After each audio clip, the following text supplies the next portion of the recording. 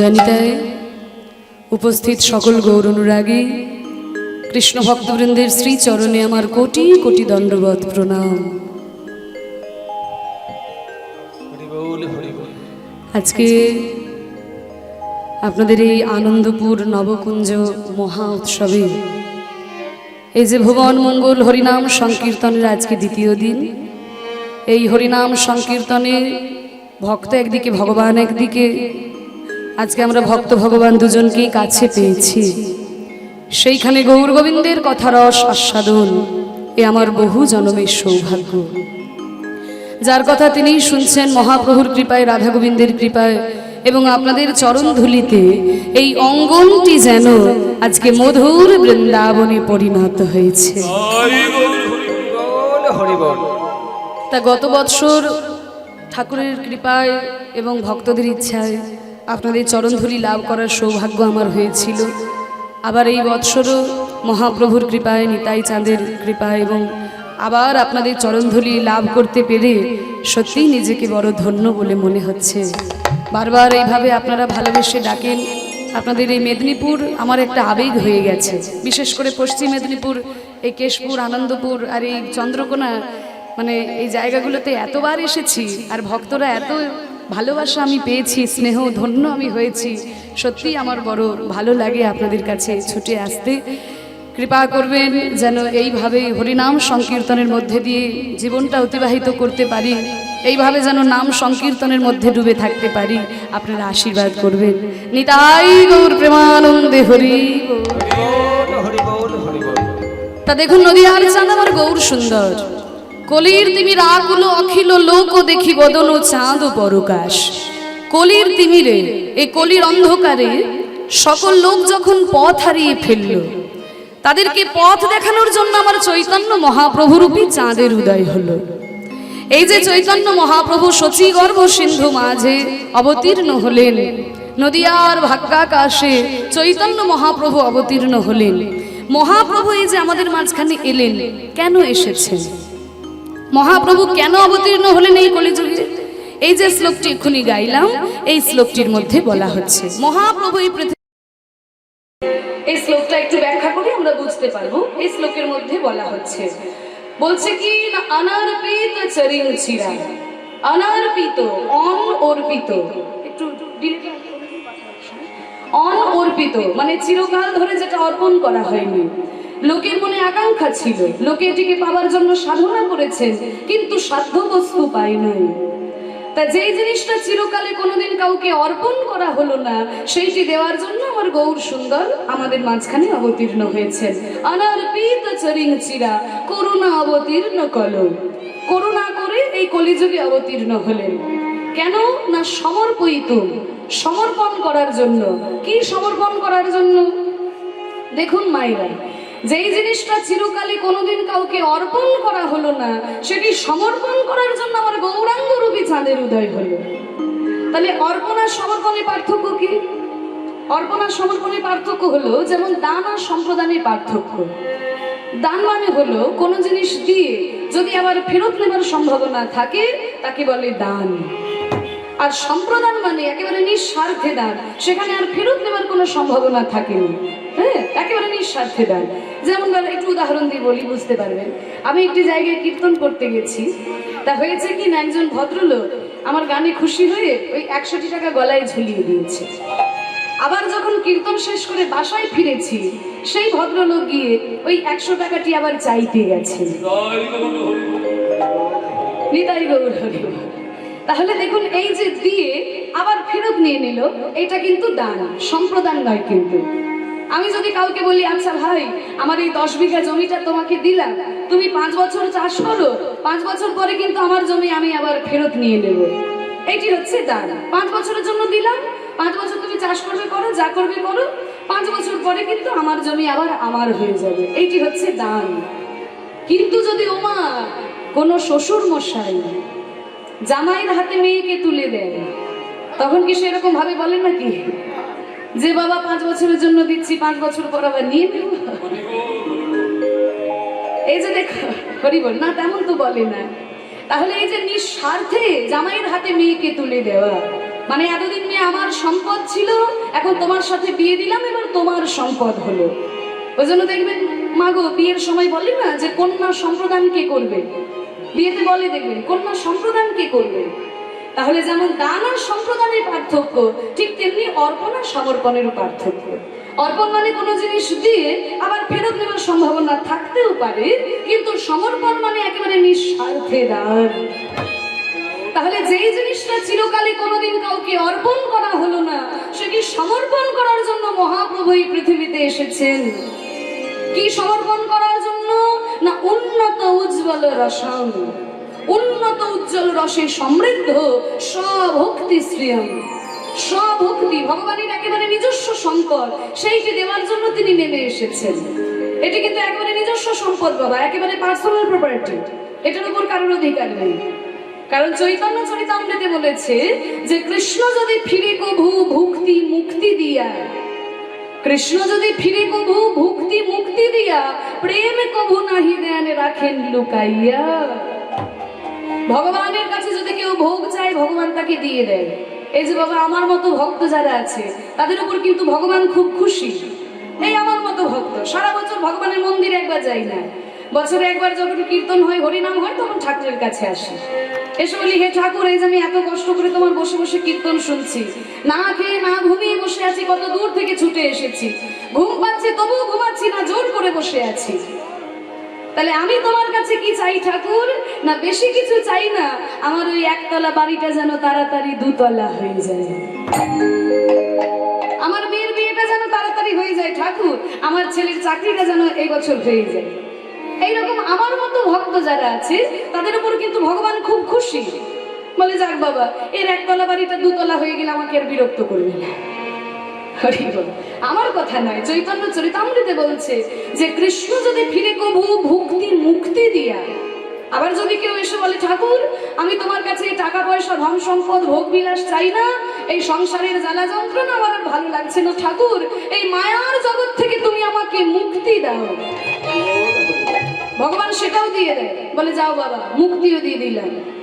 কিন্তু যদি কোনো ভক্ত এসে বলে হে ঠাকুর, এই যে আমি এত কষ্ট করে বসে বসে তোমার কীর্তন শুনছি, যেখানেই কীর্তন হয় আমি ছুটে ছুটে চলে যাই, আমি কিন্তু তোমার কাছে টাকা পয়সা ধন সম্পদ চাই না, আবার আমি তোমার কাছে মুক্তিও চাই না, আমি তোমার কাছে কি চাই ঠাকুর? না আমি তোমার কাছে তোমার ওই রাঙা দুটো চরণ চাই। যদি কোনো ভক্ত এসে বলে আমি তোমার রাঙা দুটো চরণ চাই, কৃষ্ণ কিন্তু সেখান থেকে 10 হাত দূরে, মনে মনে চিন্তা করে এই কেন এলো রে বাবা কীর্তন শুনতে। হ্যাঁ, চরিতামৃতে বলছে কৃষ্ণ যদি ফিরে কভু ভুক্তি মুক্তি দিয়া, প্রেম কভু নাহি দেন রাখেন লুকাইয়া। তাহলে যেই ভগবান কোনোদিন কাউকে প্রেম দিল না, সত্য যুগে কাউকে প্রেম দিল না, ত্রেতা যুগে কাউকে প্রেম দিল না, দাপর যুগে ওই বৃন্দাবনের বাইরে কাউকে প্রেম দিল না, সেই ভগবান কলি যুগে এসে হঠাৎ কেন এত দয়ালু হয়ে গেলেন? কি গো, যাকে তাকে প্রেম বিতরণ করছেন, এমনকি ঝাড়খণ্ডের পথে যেতে যেতে বাঘকে পর্যন্ত প্রেম দান করেছেন। কেন ভগবান হঠাৎ এত দয়ালু হয়ে গেলেন? হঠাৎ যদি কোনো কৃপণ মানুষ দয়ালু হয়ে যায়, তা সবাই বলবে না লোকটা পাগল হয়ে গেছে? মানে মনে করুন একটা হার কিপটে লোক, হার কিপটে বোঝেন তো, মানে যাদের কিপটে নিয়ে একেবারে হাড়ের মধ্যে ঢুকে আছে, ছাড়ানো সম্ভব নয়, তাদেরকে বলে হার কিপটে। ওই চায়ের মধ্যে যদি একটা মাছি পড়ে, তা মাছিটাকেও ধরে যায়নি। হ্যাঁ, ধূপকাঠি দেখাতে দেখাতে বাবা বেশি জন জ্বলে না যাবে, তাড়াতাড়ি দেওয়ালে গুঁজে দেয়, কালকে আবার অর্ধেকটা দেখানো হয়। এই হরিনামের চাঁদা চাইতে গেলে, কীর্তনের চাঁদা চাইতে গেলে ছেড়ে একটা 5 টাকার নোট কোথায় চালের ফাঁকে গুঁজে আছে সেটি বের করে দেয়। হ্যাঁ, কমিটির লোকেরা ভালো জানে, তারা তো বেরোয়, সারা বছর ভিক্ষা করে করে এত সুন্দর নাম সংকীর্তনের ব্যবস্থা করে, তারা কিন্তু জানে, এমন লোকও আছে। তাহলে এইরকম একটা হার কিপটে লোক যদি কীর্তনের আসরে এসে হঠাৎ দাঁড়িয়ে বলতে শুরু করে যে আমার আর বিষয় সম্পত্তি কিছু ভালো লাগছে না, আমার টাকা পয়সা ধন দৌলত দরকার নেই, আমি সব ব্রাহ্মণ বৈষ্ণবদের দান করে দেব, তা সবাই বলবে না লোকটা পাগল হয়ে গেছে? তাহলে যেই ভগবান কোনোদিন কাউকে প্রেম দিল না, সত্য যুগে ব্রহ্মা দিনরাত চতুর্মুখী বিষ্ণুর নাম করে প্রেম পেল না, লক্ষ্মী দিনরাত বিষ্ণু চরণ সেবা করে সেই প্রেম পেল না, ত্রেতা যুগে কাউকে প্রেম দিল না, দাপর যুগে বৃন্দাবনের বাইরে কাউকে দিল না, সেই ভগবান কলি যুগে এসে হঠাৎ কেন এত দয়ালু হয়ে গেলেন? যাকে তাকে প্রেম বিতরণ করছেন, হাতে ধরে পায়ে ধরে প্রেম দান করেছেন। বলে শোনো কেন হয়েছে জানো না? দশচক্রে ভগবান ও ভূত হয়ে যায়। 10 জনের চক্রে যদি পড়ে তবে যে ভগবানকেও হার মানতে হয়। সেই 10 জনকে কে? ললিতা, বিশাখা, চিত্রা, চম্পকলতা, রঙ্গদেবী, সুদেবী, তুঙ্গবিদ্যা, ইন্দুরেখা, এই 8 জন সখী, আর রয়েছেন রাধারানী, আর আড়ালে রয়েছেন বড়িমা। বড়িমা যিনি যোগমায়া শক্তি। তা ভগবান শ্রীকৃষ্ণ এই 10 জনের চক্রে পড়েছেন। সখীরা সকলে গোবিন্দের কাছে এসে বলল, বধূ তুমি তো আমাদের রাধারানীর কাছে প্রেম ঋণ নিয়েছো, কিন্তু সেই ঋণ তো শোধ দেবার কোনো নামগন্ধই তুমি করলে না। তাহলে সুদের সুদ তার সুদ, বেড়ে বেড়ে তোমার সুদ এত বেশি হয়ে গেছে যে আসলের থেকে তোমার সুদ অনেক বেশি হয়ে গেছে। তা তুমি যদি সারা দাপর যুগ ধরে প্রেম বিতরণ করে বেড়াও, তবুও যে তোমার এই প্রেমের ঋণ শোধ হবে না। তা গোবিন্দ বললেন, আমার কি কোনোদিনই প্রেমের ঋণ শোধ হবে না? বলে শোধ হবে। কবে হবে জানো? যেদিন তুমি ওই নদীয়ায় কলিজীবের দাঁড়ে দাঁড়ে কাউকে যোগ্য বিচার না করে তোমার ওই গোলকের প্রেম ধন সবাইকে বিলাতে পারো, তুমি সেদিন ঋণের খালাস পাবে।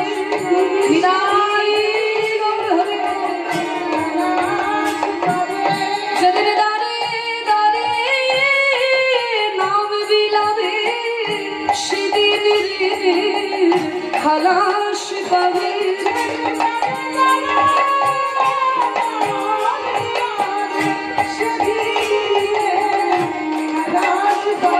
ব্রহ্মার দুর্লভ গোলকের প্রেম, যেদিন অযাচকের যে চাইবে তাকে তো দেবে, যে চাইবে না তাকেও প্রেম দেবে। জগাই মাধায় প্রেম তো চাইনি, চাঁদ গাছে প্রেম চেয়েছিল, জঙ্গলের বাঘ প্রেম তো চাইনি, যেছে সেদিন সবাইকে তুমি বিতরণ করবে। যেদিনে অযাচকে দিবে আনি,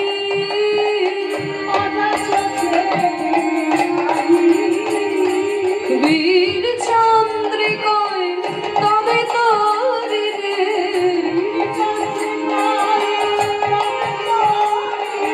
ঋণের খালাস পাইবে তুমি।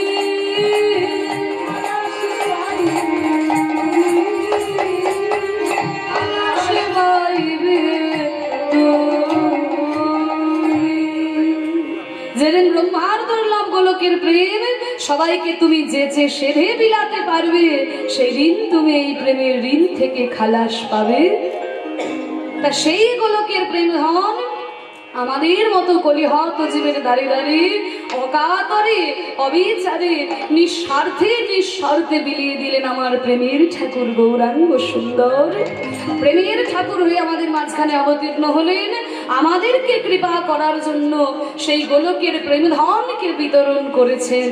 তাই তো বিশ্বকবি রবীন্দ্রনাথ ঠাকুর বললেন, তাই তোমার আনন্দ আমার তুমি তাই এসেছো নিচে, আমায় নইলে ত্রিভুবনেশ্বর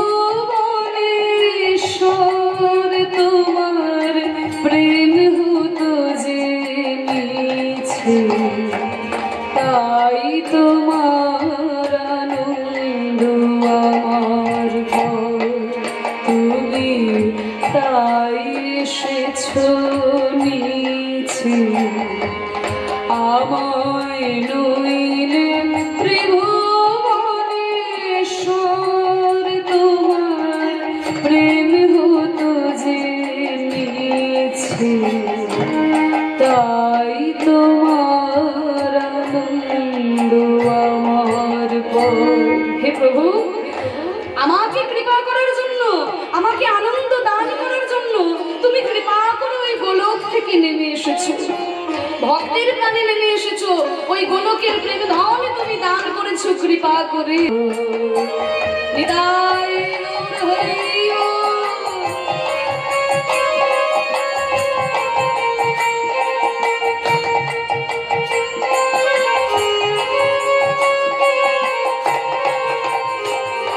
বলছে কি, আমায় নিয়ে মেলেছো এই মেলা, আমার হিয়ায় চলছে রসের খেলা। তুমি আমাকে নিয়ে এইখানে মেলা বসিয়েছো, পৃথিবীতে রসের মেলা বসিয়েছো। মেলা কাকে বলে গো? ও ঠাকুমা, এখন থেকে ঘুমালে হবে? ওঠো ওঠো, হরি হরি। হ্যাঁ, ডেকে দাও ডেকে দাও, জয় নিতাই। তা বলছে আমাকে নিয়ে তুমি মেলা বসিয়েছো এই পৃথিবীর মাঝখানে, ভক্তকে নিয়ে ভগবান মেলা বসিয়েছে। মেলা কাকে বলি গো? এই দেখো মেলা বসেছে। মেলা মানে কি? জিলিপি আর বাদাম ভাজা? মেলা মানে কি জিলিপি আর বাদাম ভাজা? বলে না, মেলা মানুষের মেলামেশা যেখানে হয় তাকেই বলে মেলা। মেলা মানুষের মেলামেশা, মেলামেশা না হলে, মেলা মানুষ যদি না আসে জিলিপি বাদাম ভাজা আসবে কি? তাহলে মেলা মানুষের মেলামেশা যেখানে হয় তাকেই বলে মেলা। তাহলে ভক্তকে নিয়ে তুমি মেলা বসিয়েছো আর ভক্তের হৃদয়ে রসের খেলা সৃষ্টি করেছো। মোর জীবনে বিচিত্র রূপ ধরে তোমার ইচ্ছা তরঙ্গিছে, আমার জীবনে তোমার ইচ্ছা তুমি পূর্ণ করেছো। তোমার যখন যা ইচ্ছা হয়েছে তুমি তাই রূপে আমাকে নিয়ে এই পৃথিবী ফিরছো। কত মনোহরণ বেশে প্রভু নিত আছো জাগি, তাই তো তুমি রাজার রাজা হো। হরি বল। হে প্রভু, তুমি রাজার রাজা হয়ে আমার হৃদয়ের জন্য পৃথিবীতে নেমে আসো। কত রূপে তুমি পৃথিবীতে নেমে এসে লীলা করো, কত রূপে ভগবান আমাদের কাছে আসে। অনেকে আছে না বলে, ওরে বাবা, ভগবানের 10 অবতারের মধ্যে কত রূপ রয়েছে। মীন অবতার, কেশবধৃত মীন শরীর, হ্যাঁ মীন অবতার, কূর্ম অবতার, এগুলো কি ভগবানের রূপ? আবার মীন, মৎস্য, কূর্ম তো ছেড়েই দিলাম, বরাহ ভগবানের রূপ। বলে শোনো, ভগবান আমাদের জন্য যেমন কখনো মৎস্য কূর্ম বরাহ হয়ে এসেছেন, তেমনি রামচন্দ্রের মতো সুন্দর রূপেও এসেছেন, কৃষ্ণচন্দ্রের মতো ভুবন ভোলানো রূপ ধরেও এসেছেন। তা তিনি যখন মৎস্য কূর্ম হয়ে আসছেন, আমাদের জন্য তিনি নেমে আসছেন লীলা করার জন্য। তাতে কিন্তু তোমার মান সম্মান হানি হয় না। তিনি সেই ভগবান, যেই ভগবানকে আমরা কৃষ্ণ রূপে পূজা করছি, তিনি কিন্তু সেই ভগবান। বুঝতে গেলে একটু ছোট্ট করে উদাহরণ দিয়ে বুঝতে পারবেন। মনে করুন একজন দাদু, বিরাট কোটিপতি, হ্যাঁ কোটি কোটি ধন সম্পত্তির সে মালিক। তাহলে এই কোটিপতি দাদু তার ছোট্ট নাতি যদি বলে, ও দাদু তুমি একটু ঘোড়া হও না, আমি তোমার কাঁধের উপরে চলবো, হ্যাঁ আমি তোমার কাঁধের উপরে চলবো। তা সেই দাদু কি বলবে? সেই দাদু কি বলবে? তুই কি জানিস আমি কত ধন সম্পত্তির মালিক, কত কোটি কোটি টাকার সম্পত্তি আমার আছে, আমি তোর জন্য ঘোড়া হবো? কোন দাদু কি বলবে? যদি কোনো দাদু বলে তাহলে সে দাদু বেরসিক দাদু, তার মধ্যে কোনো রসকস নেই। হ্যাঁ, তাহলে সে দাদু কি বলবে? যে দাদু ভাই তুমি ঘোড়া হবে, তুমি ঘোড়া হয়ে আমার পিঠে চড়তে চাও, তা দেখো বাবা আমি কিন্তু বুড়ো ঘোড়া, তুমি সাবধানে ওঠো, পড়ে যেও না জানো। তাহলে সেই নাতির ইচ্ছা পূর্ণ করার জন্য ওই কোটি কোটি সম্পত্তির মালিক দাদু যদি ঘোড়া হয়ে তার নাতিকে কাঁধে করে নেয়, তাহলে কি ওই দাদুর মান সম্মান কমে যাবে? তার কি মান সম্মান কমে যাবে? তাহলে নাতির ইচ্ছা পূর্ণ করার জন্য কোটি কোটি সম্পত্তির মালিক তিনি যদি ঘোড়া হয়, তার যেমন মান সম্মান কমে না, তেমনি ভক্তের ইচ্ছা পূর্ণ করার জন্য, ভক্তকে লীলা করার জন্য তিনি গোলক হতে নেমে আসেন। কখনো মৎস্য কূর্ম বরাহ হয়ে আসছেন, কুৎসিত রূপে আসছেন, আবার কখনো রামচন্দ্র কৃষ্ণের মতো ভুবন ভোলানো রূপ ধরেও নেমে আসছেন।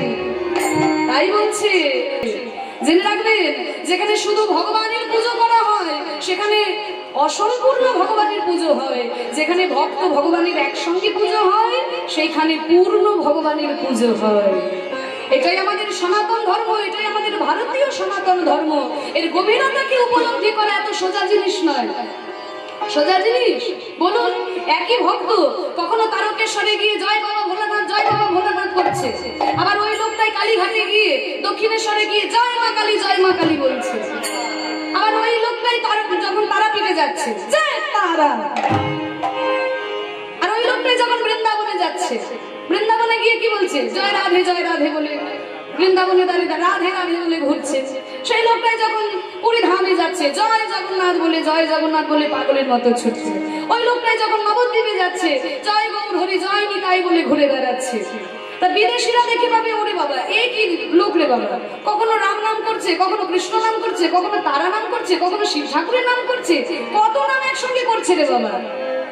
তাহলে বিদেশিরা আমাদের ধর্মকে উপলব্ধি করতে পারে না, কিন্তু আমরা জানি যে আমরা যেই নামেই তাকে ডাকি না কেন তিনি কিন্তু সেই একই ভগবান, সেই পরম ব্রহ্ম ভগবান আমাদের, যাকে আমরা কালী রূপেও দর্শন করি, কখনো শিব ঠাকুর রূপেও দর্শন করি, আবার কখনো কৃষ্ণ রূপে দর্শন করি, কখনো গৌরাঙ্গের মধ্যে দর্শন করি। তাই ভক্ত ভগবানের যেখানে পুজো হয় সেখানে পূর্ণ ভগবানের পুজো হয়, যেখানে শুধু ভগবানের পুজো হয় সেখানে অসম্পূর্ণ ভগবানের পুজো হয়। এটাই আমাদের ভারতীয় সনাতন ধর্ম। তাই দেখুন পৃথিবীর কোন ধর্মে ভগবানের আসনে একই আসনে ভগবানের সঙ্গে ভক্তের পুজো করা হয়? কোন ধর্মে করা হয় কি? কিন্তু আমাদের ধর্মে দেখুন যেই আসনে মহাপ্রভু পুজো পাচ্ছেন সেই আসনেই কিন্তু শ্রীবাস পণ্ডিত পুজো পাচ্ছেন, একই আসনে শ্রীবাস পণ্ডিত পুজো পাচ্ছেন। তাহলে মহাপ্রভু যদি সেই বিষ্ণু, শ্রীবাস হচ্ছে নারদ মুনি, তাহলে নারদ হচ্ছে ভগবানের ভক্ত, তাহলে ভক্ত ভগবানকে একই আসনে পুজো করা হচ্ছে। যে আসনে রামকে পুজো করা হচ্ছে সেই আসনেই হনুমানের পুজো করা হচ্ছে। এটা একমাত্র আমাদের ভারতীয় সনাতন ধর্মে হয়, অন্য কোন পৃথিবীর ধর্মে হয় না। তাই বলছে মূর্তি তোমার যুগল সম্মিলনে সেটাই পূর্ণ প্রকাশিছে। এটাই আমাদের সনাতন ধর্ম, এগুলো বুঝতে আমাদের অনেক সারা জীবনটা পেরিয়ে যায়। তাই রবীন্দ্রনাথ ঠাকুর বললেন তাই তো প্রভু হে তোমার প্রেম ভক্ত প্রাণের প্রেম, মূর্তি তোমার যুগল সম্মিলনে সেথায় পূর্ণ প্রকাশিছে। তাই তোমার আনন্দ আমার পর তুমি তাই এসেছো নিচে, আমায় নইলে ত্রিভুবনেশ্বর তোমার প্রেম হতো যে নিচে। তাই তোমার আনন্দ আমার পর তুমি তাই এসেছো নিচে, আমায় নইলে ত্রিভুবনেশ্বর তোমার প্রেম হতো যে নিচে। তাই তোমার আনন্দ আমার বিদায় গৌর প্রেমানন্দে হরি। তাই ভক্তকে কৃপা করার জন্য ভক্তের ভাবকে অঙ্গীকার করে ভক্তর চরণ ধুলাকে আশ্রয় করে চৈতন্য মহাপ্রভু আমাদের মাঝখানে অবতীর্ণ হলেন। সেই গোলকের প্রেমধন আমাদের মতো কলিহত জীবের দ্বারে দ্বারে অকাতরে অবিচারে বিলিয়ে দেওয়ার জন্য সেই গোলক থেকে নেমে এসেছেন। তাই বলছে পদকর্তা, দেখুন কত সুন্দর কথা, কলির তিমির আকুল অখিল লোক দেখি বদন চাঁদ পরকাশ। কলির তিমিরে মানে কলির অন্ধকারে সকল লোক যখন পথ হারিয়ে ফেললো, তাদেরকে পথ দেখানোর জন্য আমার গৌরাঙ্গ চাঁদের উদয় হলো। চাঁদ উঠলে কিছু কিছু উপকারিতা আছে। প্রথম উপকারিতা হলো চাঁদ উঠলে পৃথিবীটা একটু আলো হয়। তাহলে আলো যখন হয় চাঁদ উঠলে কিন্তু চোরের ভয় কমে যায়। চোর তো আর 100 কিলোমিটার দূর থেকে চুরি করতে আসে না, আশেপাশে গ্রামের লোকেই চোর হয়। এবার চাঁদের আলোয় যদি মুখটা দেখে নেয় তাহলে তো পুলিশকে গিয়ে খবর দিয়ে দেবে। তাই চাঁদের আলোয় খুব একটা চোরের ভয় থাকে না। তা দেখুন আমাদের এই দেহরূপী ভাঙা ঘরে 6টি চোর মাঝে মাঝে উঁকি দিত আমাদের এই ভক্তিরূপী রত্নকে চুরি করে নিয়ে যাওয়ার জন্য। কিন্তু গৌর চাঁদ উঠেছে দেখে তারা আর উঁকি দিতে পারছে না। তারা কারা? তারা হলো কাম, ক্রোধ, লোভ, মদ, মোহ, মাৎসর্য, এই 6টি চোর। চাঁদ উঠলে আরো উপকারিতা আছে। চাঁদ উঠলে কিন্তু এই পৃথিবীটা একটু ঠান্ডা হয়, তাই না? সারাদিন সূর্য যে তাপ দেয়, রাত্রেবেলায় চাঁদ উঠলে পরে সেই তাপ একটু শীতল হয়ে যায় পৃথিবীটা। মায়েরা যারা মাঝখানে বসে আছে, মাঝখানে জায়গাটা একটু ফাঁকা আছে, আপনারা সামনে একটু উঠে চলে আসুন, একটু এগিয়ে আসুন। পিছন দিকের অনেক মায়েরা দাঁড়িয়ে আছে, হ্যাঁ, তারা একটু বসে যেতে পারবে, একটু সামনে এগিয়ে চলে আসুন। যারা সামনের দিকে বসে আছে একটু এগিয়ে যান, একটু এগিয়ে যান মায়েরা, একটু চেপে যান, একটু চেপে যান। হ্যাঁ, মাঝখানে নাহলে যারা দূরে দাঁড়িয়ে আছেন একটু সামনের দিকে চলে আসুন, একটু রাস্তাটা ছেড়ে দিন যাতে সামনে চলে আসতে পারে। জানি তাই, ঠিক আছে, হরি বল। তাহলে চাঁদ উঠলে পৃথিবীটা একটু ঠান্ডা হয়, ত্রিতাপ জ্বালা দূরীভূত হয়ে যায়। তাহলে প্রাকৃত জগতে চাঁদ উঠলে পরে যেমন পৃথিবীটা ঠান্ডা হয়ে যায়, ঠিক তেমনি অপ্রাকৃত জগতে যদি কারোর হৃদয়ে আমার গৌর চাঁদের উদয় হয়, তাহলে তার ত্রিতাপ জ্বালা দূরীভূত হয়ে যায়। আধি ভৌতিক, আধি দৈবিক, আধ্যাত্মিক ত্রিতাপ জ্বালা দূরীভূত হয়ে যায়। আবার চাঁদ উঠলে শালুক ফুল ফোটে, যেই না শালুক ফুল ফোটে অমনি যত ভ্রমরের প্রাদুর্ভাব হয়। চাঁদ উঠলে পরে শালুক ফুল ফোটে, সূর্য ওঠার সঙ্গে সঙ্গে পদ্ম ফুল ফোটে, সূর্য ডুবে যাওয়ার সঙ্গে সঙ্গে পদ্ম ফুল বন্ধ হয়ে যায়, আর চাঁদ ওঠার সঙ্গে সঙ্গে শালুক ফুল আপনা আপনি বিকশিত হয়ে যায়। তাহলে শালুক ফুল ফুটলে যেমন ভ্রমরের প্রাদুর্ভাব হয়, ঠিক তেমনি আমার গৌর চাঁদ যখন উদিত হলো নদীয়ার ভাগ্যাকাশে, আপনাদের মতো যত ভক্তরূপী ভ্রমর গৌর গৌর গুনগুন গুনগুন গান গাইতে গাইতে ছুটে গেল এই নবদ্বীপে।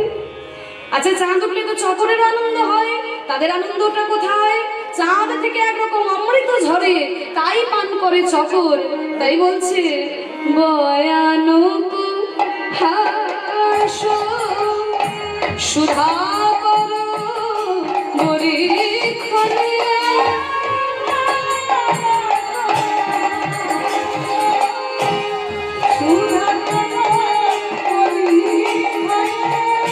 হলো জগ জন তাপ বিনাশ,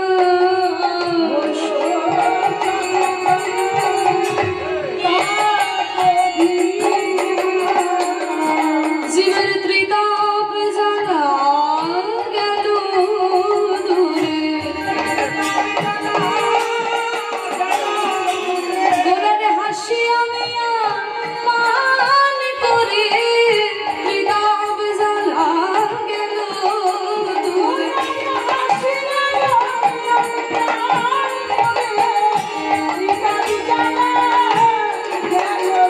হলো জগ জন তাপ বিনাশ,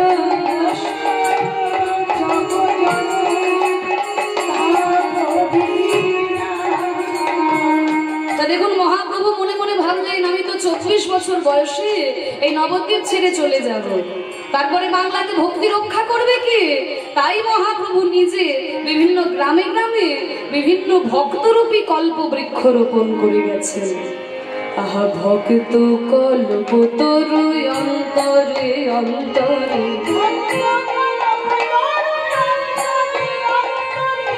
রোপলি রোপহি ঠামরে,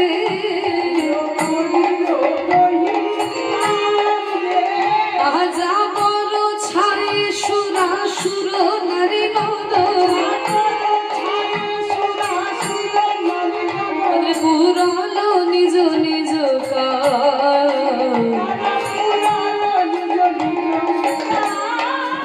কার মনোবাসনা হলো পুরন, মনোবাসনা হলো পুরন, ভক্ত কল্প তরুর লয়ে শরণ, মনোবাসনা হলো পুরন, পুরালো নিজ নিজ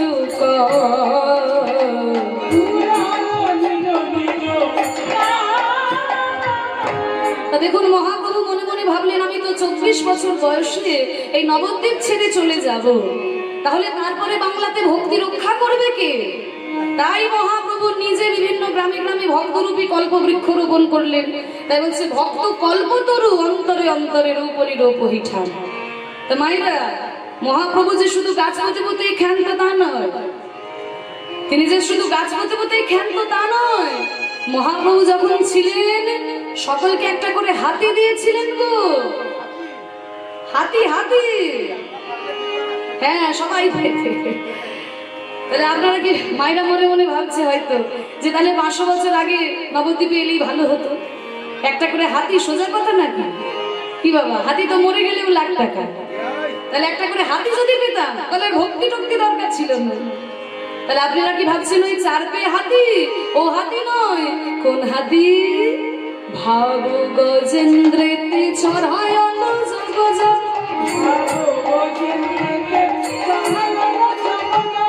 ভাব গজেন্দ্রেতে চড়ায়ন জগজন, ওই ছন বহু কবিলাস রে,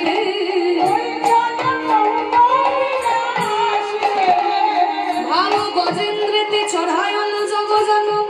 মহাপ্রভুর দেওয়া সেই প্রেম ভাবে বিভোর হয়ে গদ গদ হয়ে যখন ভক্তরা ওই দুটি বাহু তুলে ছুটে যাচ্ছে, মনে হচ্ছে যেন ওই হাতির দল মহাপ্রভুর দিকে ছুটে যাচ্ছে। ভাব গজেন্দ্রেতে চড়ায় হলো জগজন, ওই ছোট বহু কবিলাস। দুটি বাহু তুলে ভাবে বিভোর হয়ে কৃষ্ণ কৃষ্ণ গাইতে গাইতে তারা ছুটে গেল ওই নবদ্বীপের দিকে। আর মুখে বলল একেবারে ভজ শ্রীকৃষ্ণ, কহ শ্রীকৃষ্ণ,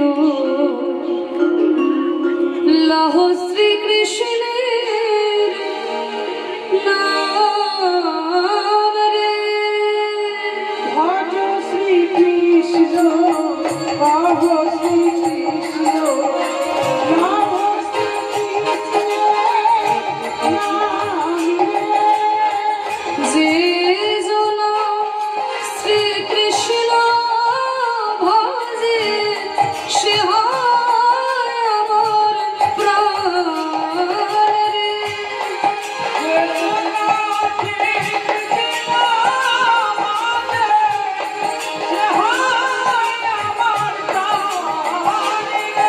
হরি বল। তা দেখুন আজকে মহাপ্রভু সেই প্রেম ধন আমাদের মাঝখানে বিতরণ করলেন, আর ভক্তরা ভাবে গদগদ হয়ে সেই নাম গাইছে। তা আজকে যখন আমরা সকল ভক্ত সমবেত হয়েছি, আমরা কি একটু মহাপ্রভুকে কৃষ্ণ নাম শোনাবো না? কি গো মায়েরা, সবাই গাইবেন তো? বাবারা সবাই গাইবেন তো? তা সবাই একটু দুটি হাত তুলুন, সবাই একটু দুটি হাত তুলুন। বাহ, খুব সুন্দর, দুটি হাত তুলেছেন। কই, যে হাত না তুলবেন আমি কিন্তু আঙুল দেখি দাঁড় করিয়ে দেবো, তখন সবার সামনে লজ্জায় পড়ে যাবে। যার হাত নাই তার তোলা দরকার নেই। হ্যাঁ বাহ, তা সবাই তুলেছেন, এবার করতালি দিন, জোর করে করতালি দিন, সবাই মিলে জোর করে করতালি দিন। না না, ওরকম মুড়ি ভাজার মতো না, মুড়ি ভাজার মতো না, একটু তালে তালে দাও, একটু তালে তালে। ভজ শ্রীকৃষ্ণ, কহ শ্রীকৃষ্ণ, লহ শ্রীকৃষ্ণের নাম রে। বলো, একটু বলো জোর করে।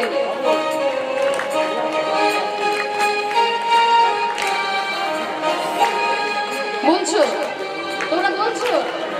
আমি না কিচ্ছু শুনতে পাচ্ছি না, অনেকটা দূরত্ব হয়ে গেছে তো, আমি কিচ্ছু শুনতে পাচ্ছি না। একটু জোর করে বলো, জোর করে। তোমাদের গ্রামে যারা ঘুমিয়ে আছে যেন ঘুম ভেঙে যায়। যে জনা শ্রীকৃষ্ণ ভজে সে হয় আমার প্রাণ রে। বলো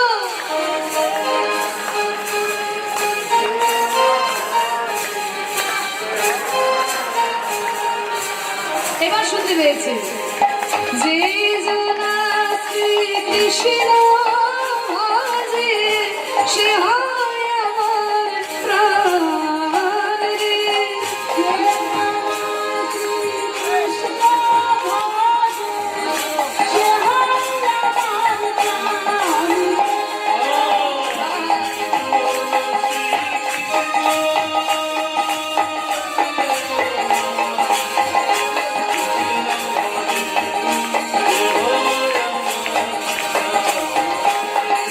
ভজ শ্রীকৃষ্ণ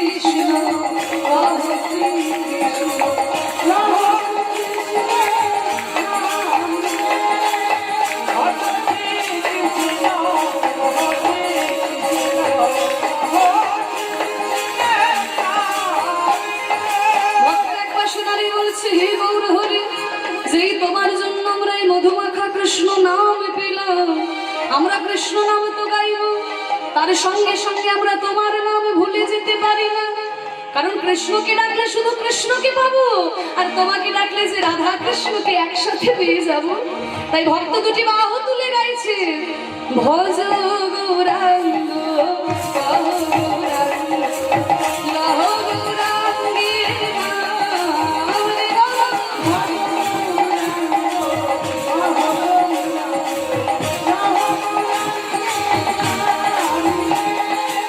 যে জনা গৌরাঙ্গ ভাবে সে হয় আমার প্রাণ রে।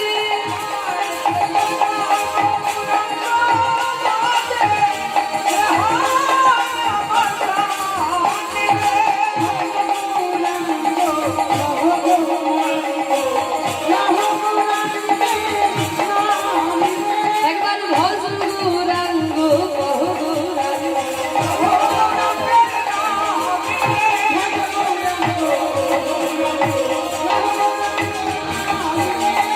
নিতাই গৌর হরি বল।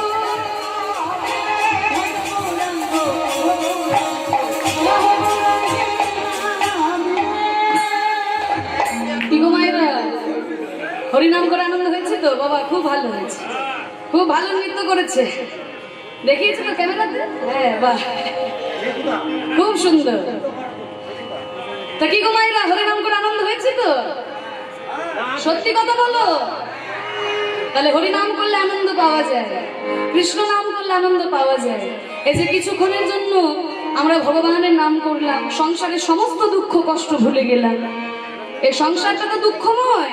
আমরা সারাদিন এত খাটাখাটনি করি, হাড় ভাঙা পরিশ্রম করি, কেন না ঘরে একটু আনন্দ পাবো বলে।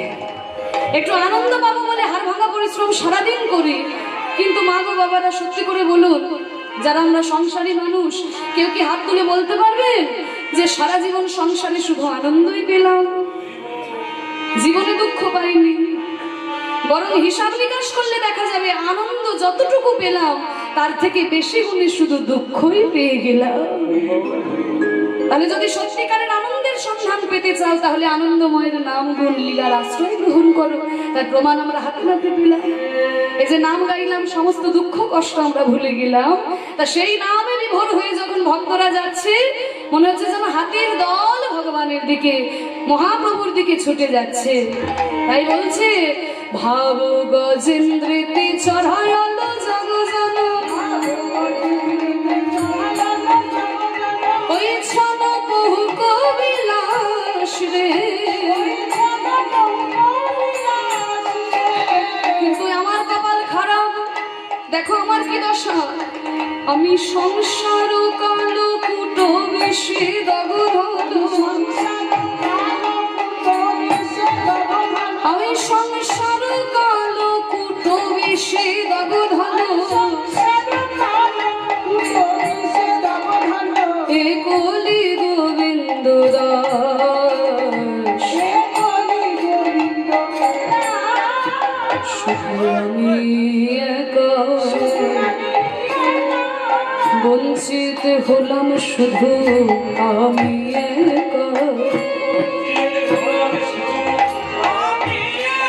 এমন করুণা সিন্ধু অবতার, বঞ্চিত আমি একা।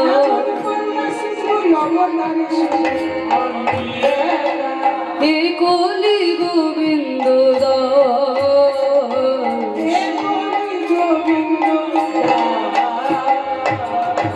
আহায় কলি গোবিন্দ দাস রে।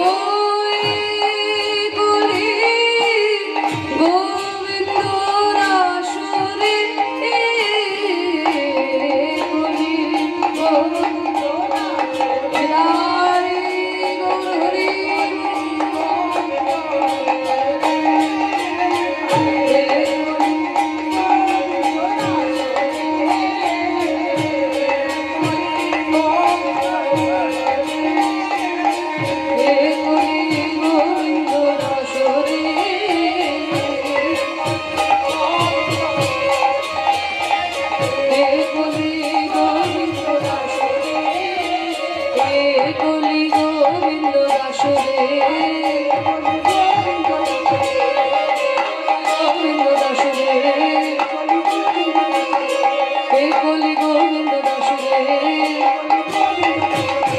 হে কলি গোবিন্দ দাস রে, দাস রে,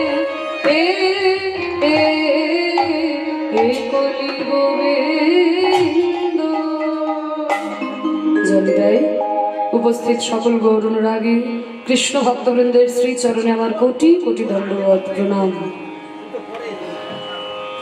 এতক্ষণ আমরা গৌর চন্দ্রিকার মধ্যে ছিলাম, এবার চলুন আমরা আমাদের লীলার মধ্যে প্রবেশ করি।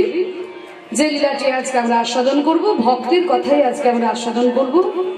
ভক্তের কৃপা না পেলে পরে ভক্তি লাভ করা যায় না, সেই ভক্তের কথা আজকে আমরা আস্বাদন করব। ভক্তদের ইচ্ছা যে ভক্ত রঘুনন্দনের কথা আস্বাদন হবে, তা চলুন আজকে আমরা সেই লীলাই আস্বাদন করব।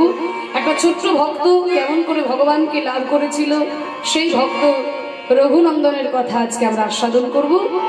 ভক্তদের ইচ্ছা যে মীরার একটা ভজন শুনবে, চলুন মীরার একটা ভজন শুনতে শুনতে আমরা লীলাতে প্রবেশ করি। এত বড় ভক্ত ছিল মীরাবাই, আমাদের মতো মানুষ হয়ে জন্ম নিয়ে ভগবানকে নিজের স্বামী হিসেবে পেয়েছিল। তা সেই মীরার জীবন কাহিনী নিরচিত এই ভজন শুনতে শুনতে আমরা লীলাতে প্রবেশ করি। সবাই মিলে বলুন, প্রেমানন্দে নিতাই গৌর হরি বল। মায়ের একটু জোর করে উলুধ্বনি দাও, শুনুন। বাহ, সুন্দর হয়েছে। তাহলে হরিধ্বনি দিয়েছে, উলুধ্বনি দিয়েছে, চলো মীরার একটা সুন্দর ভজন আমরা আস্বাদন করি। রঙ দে চুনরিয়া, রঙ দে চুনরিয়া, রঙ দে চুনরিয়া, রঙ দে রঙ দে রঙ দে রঙ দে রঙ দে রঙ দে রঙ দে রঙ দে রঙ দে চুনরিয়া।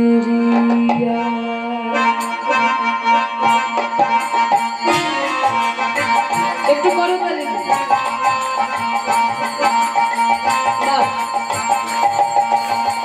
রঙ দে রঙ দে রঙ দে রঙ দে রঙ দে রঙ দে রঙ দে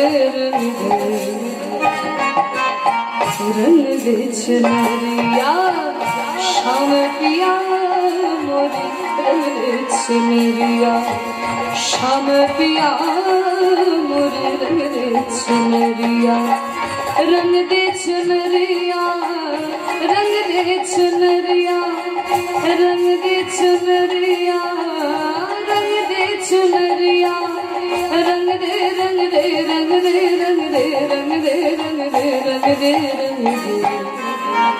রঙ দে চুনরিয়া, শ্যাম পিয়া মোরে রঙ দে চুনরিয়া।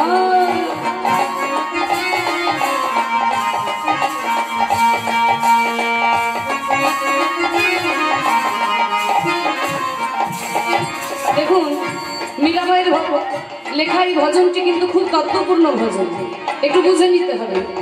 বলছে শ্যাম পিয়া মোরে রঙ দে চুনরিয়া, চুনরি মানে হচ্ছে ওড়না, চুনরি মানে হলো ওড়না। তা মীরাবাই বলছে, হে গিরিধর, হে গিরিধারী গোপাল, তুমি আমার এই ওড়নার মধ্যে রং দাও। তা মায়েরা মনে মনে ভাববেন, মীরাবাই এত কিছু থাকতে ওড়নাতে কেন রং দিতে বলছিলে বাবা? ওড়না তো এমনিই রঙিন, কোনো না কোনো রং তো ওড়নাতে থাকেই, তাই না?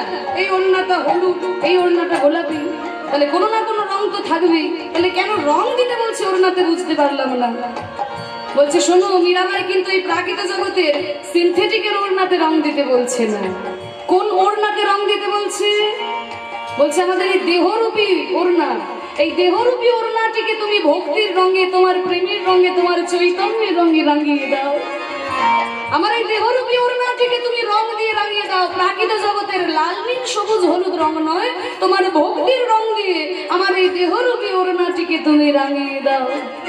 লাল না রঙ্গাও মে হরি না রঙ্গাও,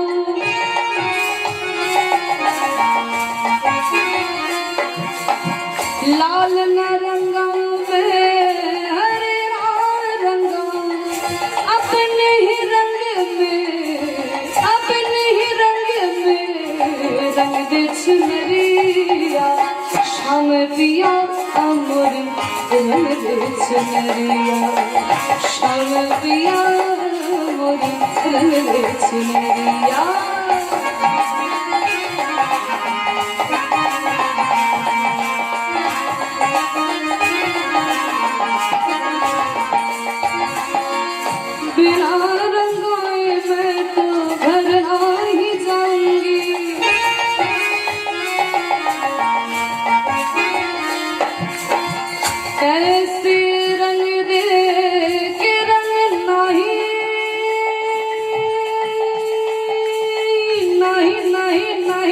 छूटे ऐसे रंग दे के रंग नाही छूटे।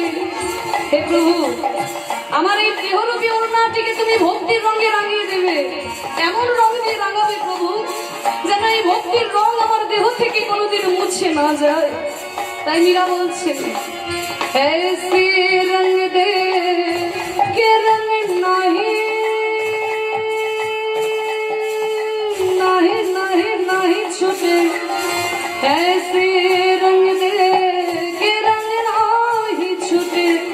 धोबिया धोए चाहे, धोबिया धोए चाहे ये सारी उमरिया, शाम पिया अमरे रंग दे चुनरिया, शाम पिया अमरे रंग दे चुनरिया।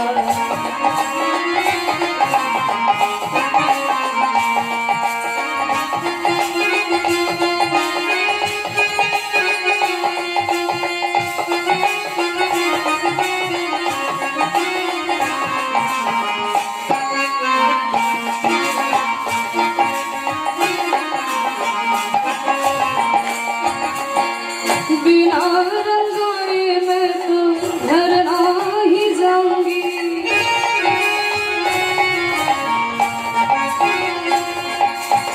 बिना रंगाए मैं तो घर नहीं जाऊंगी। पदनी रंगबा, पदनी रंगबा, पधमा पगमपा, पधमा पगमरे गमरे गमरे सारे गमा पापा पगरे मामा रे गमा बनाना भगमा ग पापा पधा भग भग गरे मुगरे बता रे रे रे बता गरे गरे गरे गरे गरे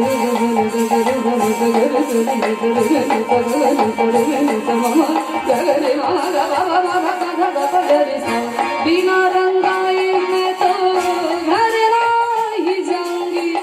बीते ही जाए चाहे, बीते ही जाए चाहे ये सारी उमरिया, शाम पिया मोरे रंग दे चुनरिया, शाम पिया मोरे रंग दे चुनरिया।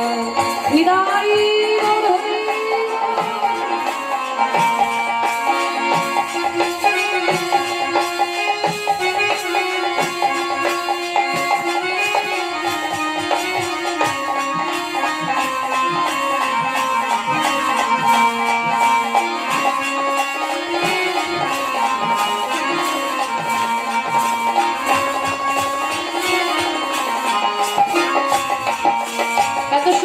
ভজনটি লিখছেন কে? মীরাবাই। मीरा के प्रभु गिरधर नागर,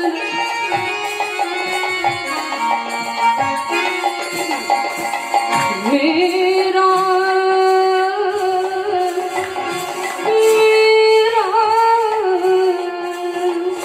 মীরাবাই লিখছেন এই ভজনটি। ভজনের মধ্যে কিছু প্রশ্ন করছেন আর সেই প্রশ্নের উত্তর তিনি নিজেই দিচ্ছেন।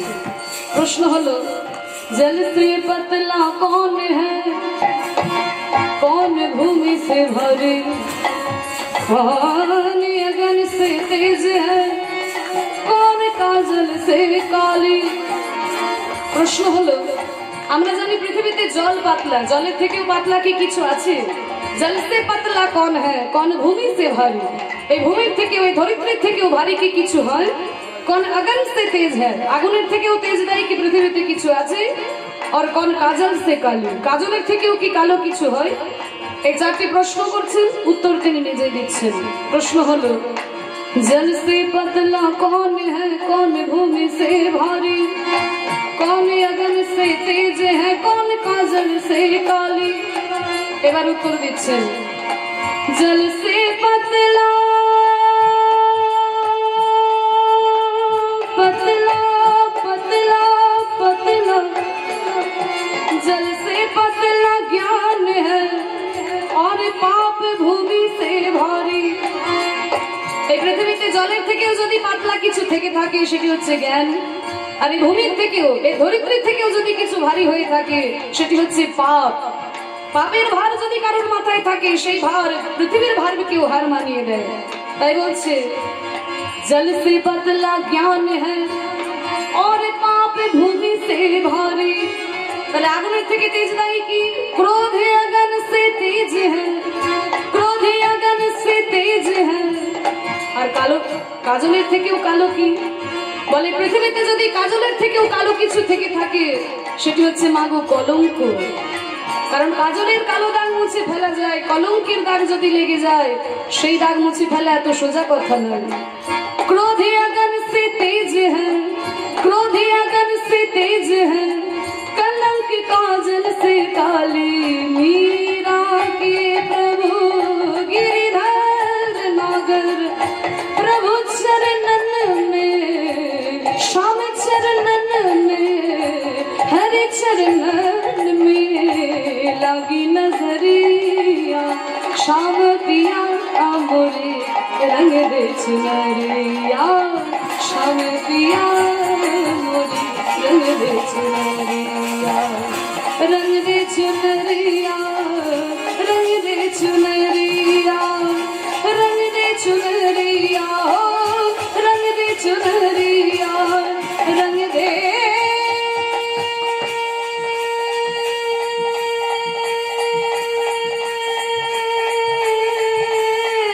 रंग दे चुनरिया, रंग दे चुनरिया, रंग दे चुनरिया, रंग दे रंग दे रंग दे रंग दे रंग दे रंग दे चुनरिया।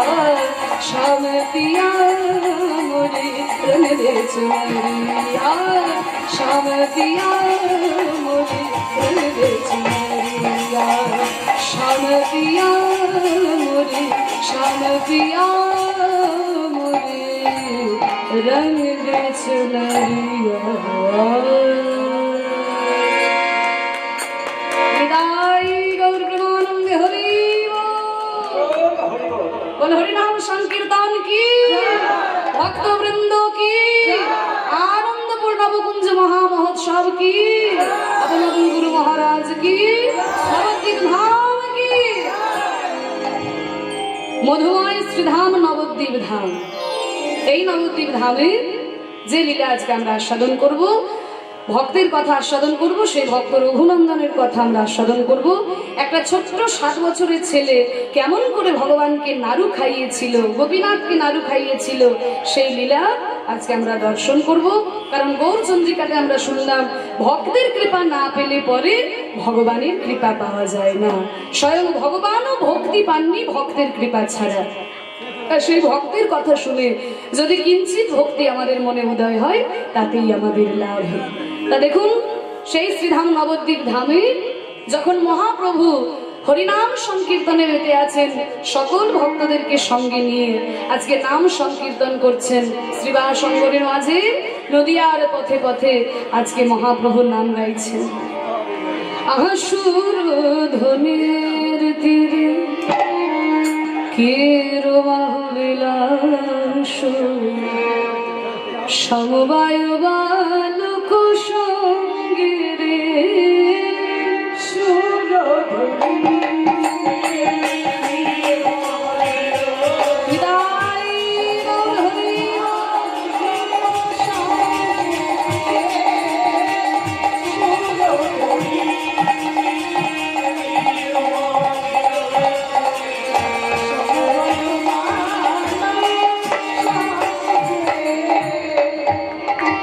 হরিনাম গাইছে কেমন ভাবে, করো তাল তালে হরি তো ধ্বনি, হরি ধ্বনি,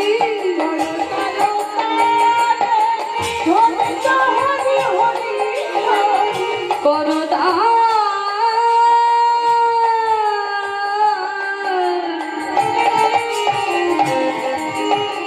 করো তাল তালে ধ্বনি তো হরি, হরি ধ্বনি,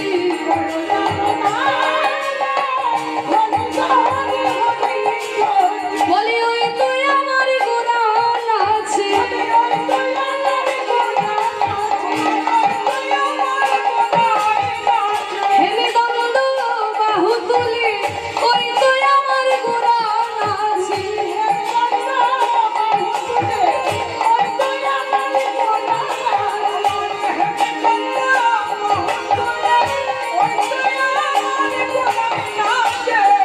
ভাই এসেছে, মায়েরা মন দিয়ে শুনবেন। দুই ভাই এসেছে, বড় ভাইয়ের নাম মুকুন্দ, ছোট ভাইয়ের নাম নরহরি। দুই ভাই দূর থেকে মহাপ্রভুকে দর্শন করছে।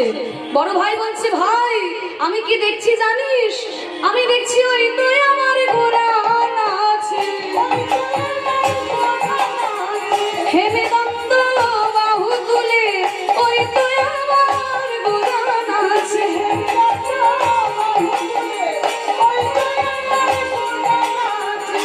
ভাই বলছে, না দাদা আমি তো তা দেখছি না। বলে, তাহলে তুই কি দেখতে পাচ্ছিস? বলে, দাদা আমি কি দেখছি জানো? আমি দেখছি ওই তো গো রাই নাচে, ওই তো গো রাই নাচে, ওই তো গো রাই নাচে, তারে অন্তরে শ্যাম নাচে, বাইরে আমার রাই নাচে। নিতাই গৌর হরি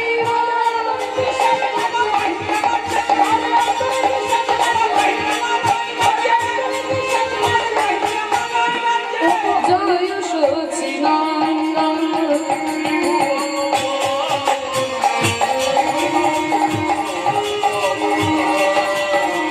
জয় সচিদানন্দ, ত্রিভুবন পাবন পূর্ণ পূর্ণ অবতার, হরি নাম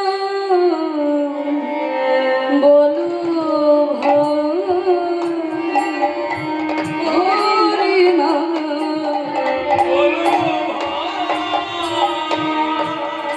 বড় অনুরাগ, খুব ভক্তি। এই যে দেখুন, আপনারা যেমন অনুরাগে ঘরে থাকতে পারলেন না, তাই ছুটে এসেছেন এখানে এই গরমের মধ্যে, খাওয়া ভুলে ঘুম ভুলে জেগে জেগে নাম সংকীর্তন শ্রবণ করছেন। এই সবই আপনাদের অনুরাগ। কিন্তু তেমনই দুই ভাই মহাপ্রভুকে দেখবে বলে একেবারে গৃহ ত্যাগ করে চলে এসেছে নবদ্বীপে। দুই ভাই দূর থেকে মহাপ্রভুকে দর্শন করছে। বড় ভাই বলছে, ভাই আমি দেখছি আমার গৌরাঙ্গ মহাপ্রভু নৃত্য করছে। ছোট ভাই নরহরি বলছে, না দাদা আমি দেখছি আমার রায়ধনী নৃত্য করছে, তার অন্তরেতে শ্যাম নৃত্য করছে। দূর থেকে মনে মনে ভাবছে, আচ্ছা আমরা কি ওই গৌরের কৃপা লাভ করতে পারবো? ওই ভিড়ের মধ্যে গিয়ে কি গৌরের চরণ ছুঁয়ে প্রণাম করতে পারবো? ভিড়ের আড়াল থেকে মুকুন্দ সরকার চিন্তা করছেন এই কথা। ভিড়ের আড়াল থেকে মুকুন্দ সরকার এই কথা চিন্তা করছেন। এমন সময় মহাপ্রভু হঠাৎ চিৎকার করে বলে উঠলেন, মুকুন্দ শত জনমেও আমার কৃপা পাবে না। মহাপ্রভু হঠাৎ চিৎকার করে বলে উঠলেন, মুকুন্দ নামে যে ভক্ত এসেছে সে শত জনমেও আমার কৃপা পাবে না।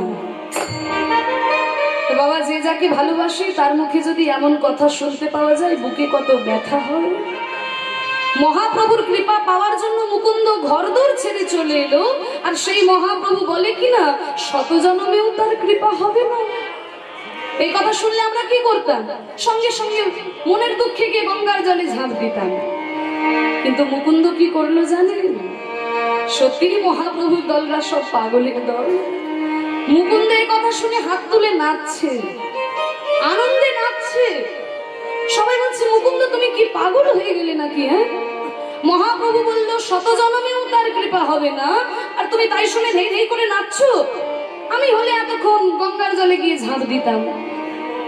তখন মুকুন্দ বলে, নাচবো না কেন? আমাকে প্রভু তো বলেছেন শত জনমেও তার কৃপা হবে না, কিন্তু 101 নম্বর জন্ম যখন পাবো আমি তখন তো তার কৃপা পাবো।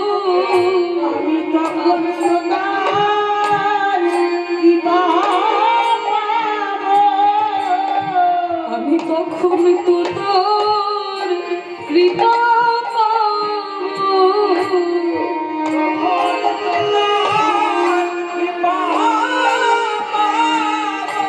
আমি 100 জনম না হই কেঁদে কাটাবো, তখন তো তার কৃপা পাবো।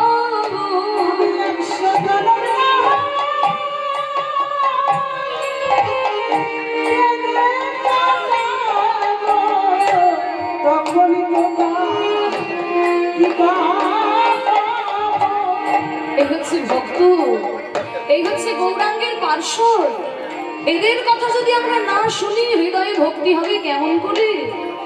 হরি বল। এখন তো কীর্তন অন্যরকম হয়ে গেছে বাবা, শুধু হিন্দি গানে ঝাই ঝাম্পুর নাচ আর এটা ওটা আলতু ফালতু কথা, এই নিয়েই কীর্তনে মানুষ মেতেছে। শুধুমাত্র কীর্তনিয়াদেরকে দোষ দিয়ে লাভ নেই বাবা। আপনারা শ্রোতারাই যদি উদ্বুদ্ধ না হন, তাহলে এই কীর্তনকে টিকিয়ে রাখা বড় মুশকিল। আদি কীর্তনের যে ধারা, সেটাকে বাঁচিয়ে রাখতে গেলে আপনাদের শ্রোতাদেরকেই উদ্বুদ্ধ হতে হবে। আজে বাজে ফালতু কথা শোনার জন্য যদি আপনারা দলে দলে ভিড় করেন, আর আসল কীর্তনের জায়গাতে যখন কীর্তন শুরু হলো তখন সব একে একে উঠে চলে গেলেন, হরি বল, তাহলে তার এই আদি কীর্তনকে বাঁচিয়ে রাখা যাবে না। এই আদি কীর্তনের ধারা, যেটাতে প্রেম ভক্তি উদয় হবে, চৈতন্য মহাপ্রভু আমাদেরকে দান করেছেন কি? প্রেম। এই প্রেমটা শুধুমাত্র যুক্তি তর্ক দিয়ে পাওয়া যায় না, যুক্তি তর্কতে প্রেম হয় না, হরি বল। এই মহাপ্রভু প্রেমটা দান করলেন কেন? মানুষে মানুষে ভেদাভেদকে দূর করে দেওয়ার জন্য। কারণ তখনকার দিনে সমাজ এমন তৈরি হয়ে গেছিল যে মানুষে মানুষে শুধু ভিড় ছিল, প্রেম ছিল না, ভালোবাসা ছিল না। ব্রাহ্মণ ক্ষত্রিয় বৈশ্য শূদ্র এমন ভেদাভেদ তৈরি হয়েছিল যে ব্রাহ্মণ শূদ্রের ছায়া পর্যন্ত ডিঙিয়ে যেত না, শূদ্রের ছায়া গায়ে লেগে গেলে গঙ্গার জলে স্নান করে আসতো। এইরকম সময় দাঁড়িয়ে মহাপ্রভু আমাদের মাঝখানে অবতীর্ণ হয়ে বলে উঠলেন, ব্রাহ্মণ হয়ে চণ্ডাল হয় যদি কৃষ্ণ তেজে, আর মুচি হয়ে শুচি হয় যদি কৃষ্ণ ভজে।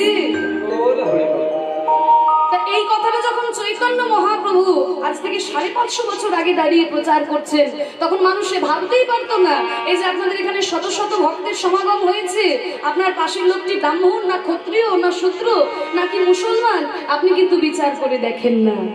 কিন্তু 500 বছর আগে মানুষ ভাবতেই পারতো না যে একজন শূদ্র একজন ব্রাহ্মণের গলা জড়িয়ে ধরবে, যদি সামনাসামনি চলে সাহস তো কম নয়, আমার কাছাকাছি এসেছিস। কিন্তু দেখুন আজকে মহাপ্রভু অবতারের ফলে দেখুন আজকে পাশাপাশি আমরা সকল ভক্ত একসাথে নাম সংকীর্তন করি।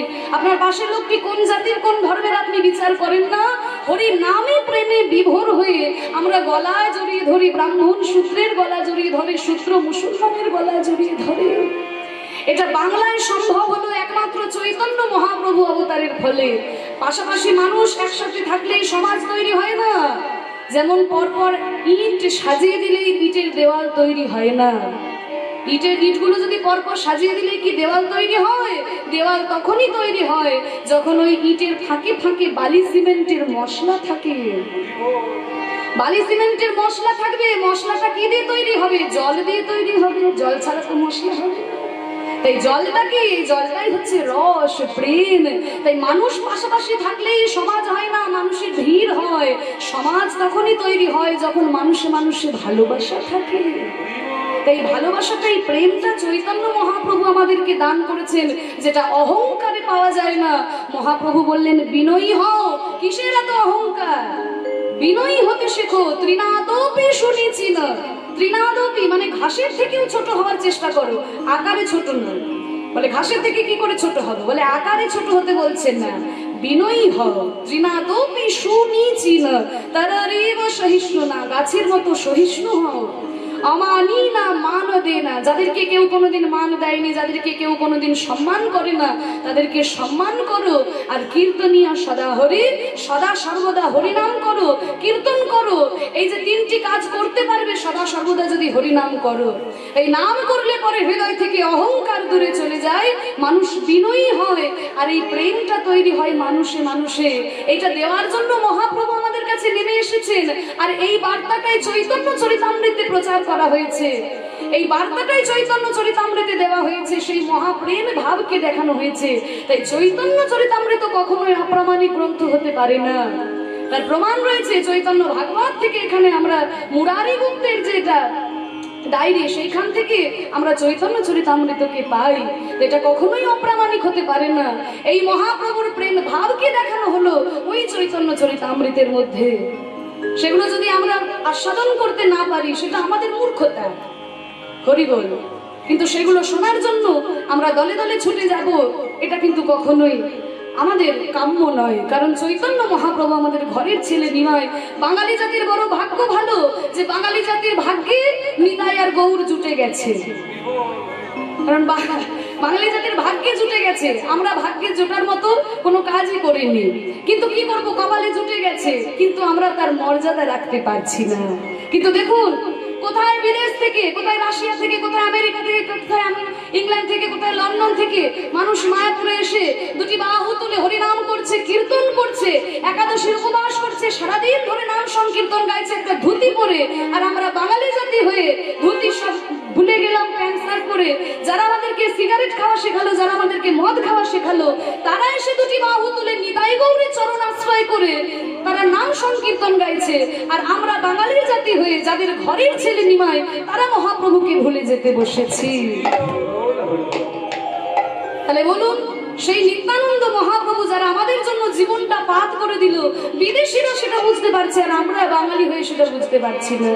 সেই নিত্যানন্দকে যদি আমরা না ভজনা করি, সেই গৌরাঙ্গকে যদি আমরা না ভজনা করি, তাহলে আমাদের মতো বাঙালির মতো অকৃতজ্ঞ জাতি আর কেউ হবে না। তাহলে প্রেম ভক্তিটা আস্বাদন করা যাবে যখন সেই বিশুদ্ধ প্রেমের কথা, ভক্তির কথা আস্বাদন করা যাবে, তবেই হৃদয়টা পবিত্র হবে, তবেই হৃদয়টা নির্মল হবে।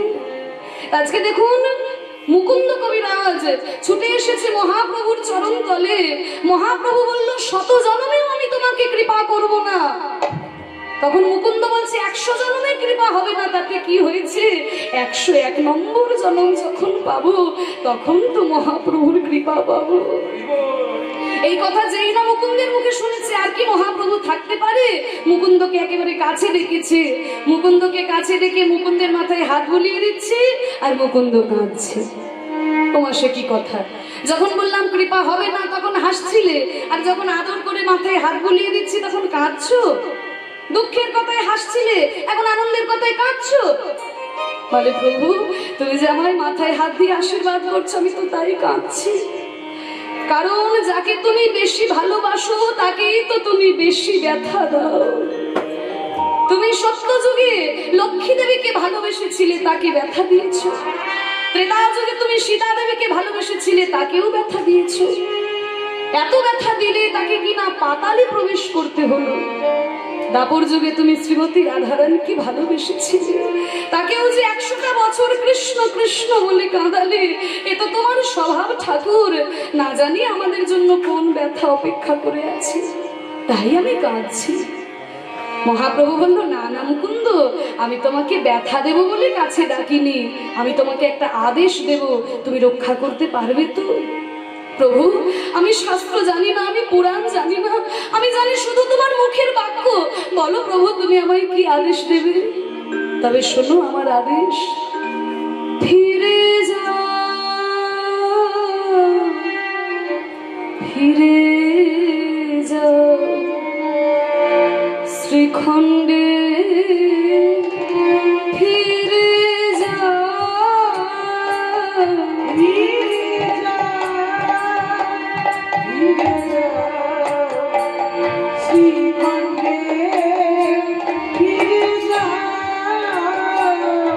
ফিরে যাও, যাও, যাও, ফিরে যাও, ফিরে যাও, ফিরে যাও শ্রীখণ্ডে, ফিরে যাও, ফিরে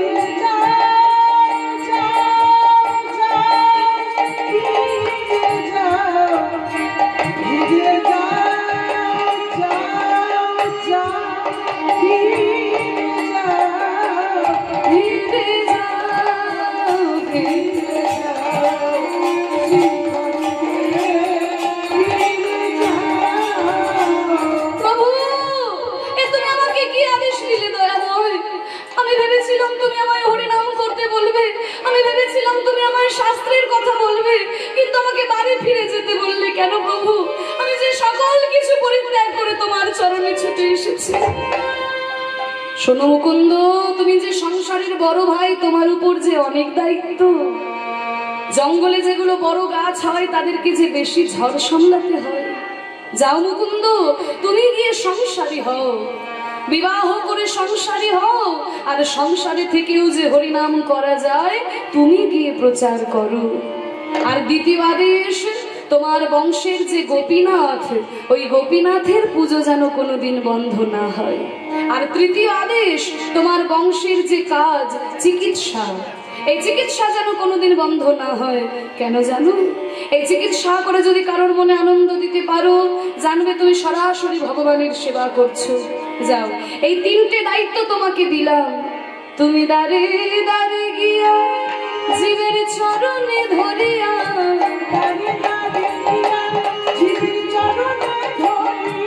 তুমি দাঁড়ে দাঁড়ে গিয়া চরণে ধরিয়া,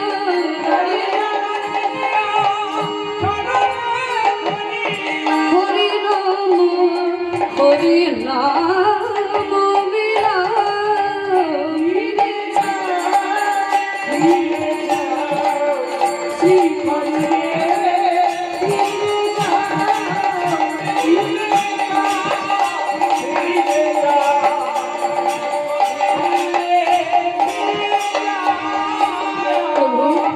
সংসারে থাকলে আমায় কি ঠাকুর ভালোবাসবে? যারা সংসার ত্যাগ করে ভগবানের নাম করে তারা তো ভগবানের প্রিয় হয়। আর আমি যদি এই মায়ার বন্ধনে পড়ে থাকি, সে কি মুকুন্দ? তুমি সেই নারদের ঘটনাটা শোনোনি? নারদের ঘটনা বলে শোনো, তাহলে আমি তোমাকে বলি। ওই যে একদিন নারদ মুনি ভোরবেলায় ঘুম থেকে উঠে দেখে কি না, নারায়ণ কাঁদছে। নারদ এসে বলছে, ঠাকুর এত কাঁদছো কেন? বলে, নারদ কাঁদছি কেন জানো? সকাল বেলায় উঠে একজন গৃহী ভক্ত আমার নাম করছে। নারদ কেঁদে উঠলো, ঠাকুর কোথাকার কি রাম সংযত মতো তোমার নাম করছে বলে তুমি কাঁদতে বসেছো? আর আমি প্রতিদিন বিনা বাজেই তোমার নাম করি, কই কোনোদিন তো আমার জন্য তুমি কাঁদো না। আচ্ছা নারদ, তোমার জন্য কাঁদি না বলে তোমার দুঃখ হচ্ছে? বেশ বেশ, তোমার জন্য কাঁদবো। তা তুমি একটা কাজ করতে পারবে? বলে, প্রভু তুমি যদি আমার জন্য কাঁদো, তুমি যা বলবে তাই করবো। বলো কি করতে হবে? বলে, কিচ্ছু কঠিন কাজ নয়। এই যে আমার তেলের বাটিটা দেখছো, এই তেলের বাটি একদম কানাই কানাই ভর্তি তেল, এক ফোঁটাও তেল যেন কোথাও না পড়ে। এই বলে কানাই কানাই ভর্তি তেলের বাটি নিয়ে নারদ বাবা খুব সাবধান, কেউ কথা বলবেন না। এক ফোঁটা তেল পড়ে গেলে নারায়ণ আর কাঁদবে না। ওই বিনাটায় যত ঝামেলা, বিনাটাকে নামিয়ে রেখেছে। আর তেলের বাটি নিয়ে একবার পায়ের দিকে একবার তেলের দিকে সারাদিন ঘুরতে যাচ্ছে না।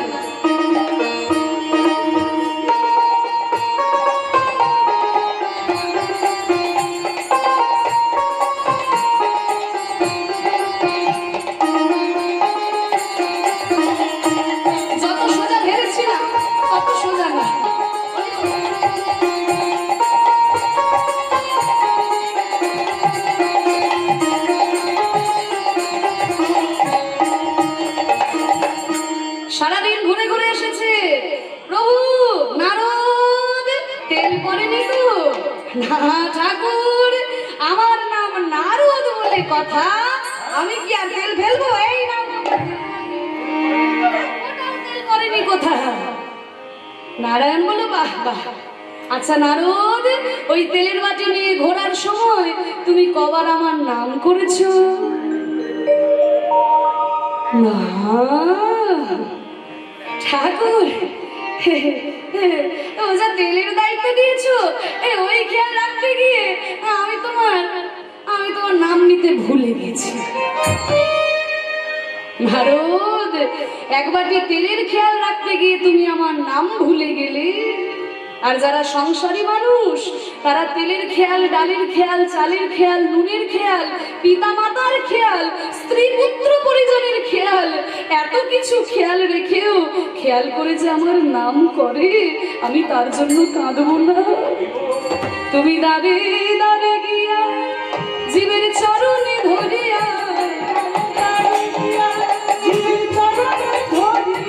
হরি নাম হরি নাম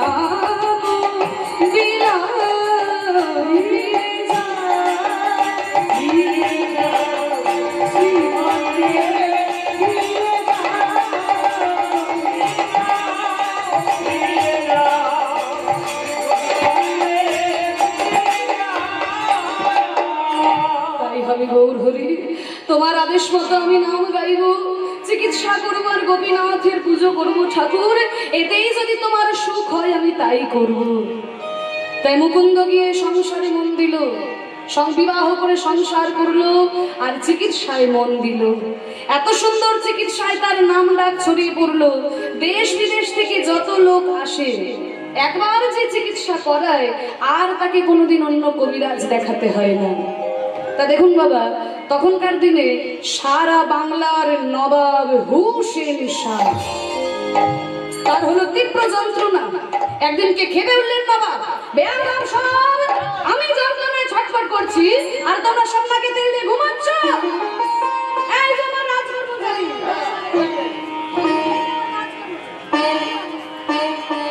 রাজকর্মচারী দশা দেখো। হ্যাঁ, আমি যন্ত্রণায় ছটফট করছি আর তোমরা সব নাকে তেল দিয়ে ঘুমাচ্ছ। একটু খোঁজ খবর নাও, খোঁজ খবর নাও। বলে হুজুর, অনেক বড় বড় কবিরাজি তো আমরা এনেছি, কেউ তো আপনার রোগ সারাতে পারেনি। আরে টাকা দিলে কোনোদিন কবিরাজের অভাব হয় না, যেখানে পারো যত বড় কবিরাজ আছে নিয়ে এসো আমার কাছে। বলে হুজুর, একজনের সন্ধান পেয়েছি। কি নাম তার? তার নাম মুকুন্দ কবিরাজ। যাও নিয়ে এসো তাকে, যত টাকা লাগে তাকে নিয়ে এসো। বলে হুজুর, ওইখানেই তো অসুবিধে, অন্যান্য কবিরাজ টাকার লোভে ছুটে বেড়ায় আর মুকুন্দ কবিরাজ টাকার ভয়তে কোথাও যায় না। তার চিকিৎসা করাতে হলে আপনাকে ছদ্মবেশে তার বাড়ি যেতে হবে। এত বড় কবিরাজ, আমি যাব ছদ্মবেশে, তবে তাই হবে। কিন্তু রোগ যদি সারাতে না পারে তবে তার একদিন কি আমার একদিন। এই বলে ছেঁড়া একটা কাপড় পরে, নবাব আলখাল্লা পরে, ফকির বেশে আজকে যাচ্ছে মুকুন্দ কবিরাজের কাছে। শ্রীখণ্ড গ্রামের একটু দূরে হাতি থেকে নেমেছে দলবল রেখে, আর ওই ফকিরের বেশ ধরে ছেঁড়া একটা ময়লা কাপড় পরে যখনই গ্রামের মধ্যে প্রবেশ করেছে, একজনকে জিজ্ঞাসা করছে, ও ভাই, এটা শ্রীখণ্ড গ্রাম তো? শ্রীখণ্ড গ্রাম। এখানে মুকুন্দ কবিরাজের বাড়ি কোনটা বলতে পারে? বলতে পারি। আচ্ছা বলুন দেখি। ওই যে দেখছেন না, অনেক রোগী লাইন দিয়ে দাঁড়িয়ে আছে, আর যে বাড়িটার ভিতর থেকে কীর্তনের সুর ভেসে আসছে, ওইটাই মুকুন্দ কবিরাজের বাড়ি। বাহ, এ তো ভালো ঠিকানা দিয়েছে। এক পা দুপা করে এগিয়ে গিয়ে দেখে অনেক রোগী লাইন দিয়ে দাঁড়িয়ে আছে, আর বাড়ির ভিতর থেকে কীর্তনের সুর ভেসে আসছে। ওগো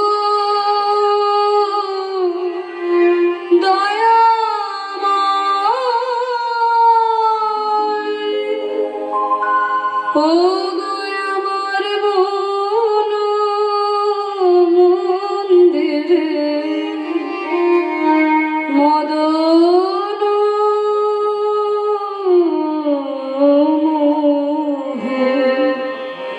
তুমি দাঁড়াবে নাকি গো আসি?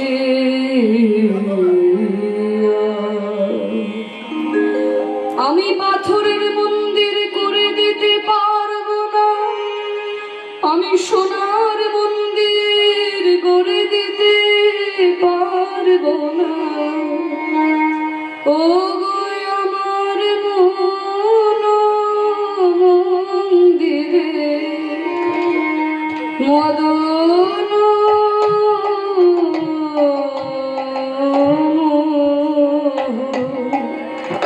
তুমি দাঁড়াবে নাকি গো আসিয়া? আমার বাবা মদন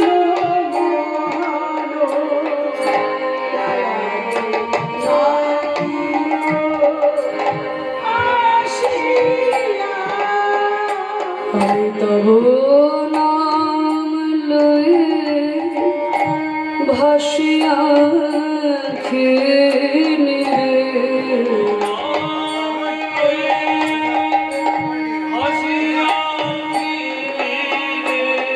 তব নাম লয়ে ভাসিয়া খেয়ে তব নাম লয়ে ভাসিয়া রে পামা গামা গামা রে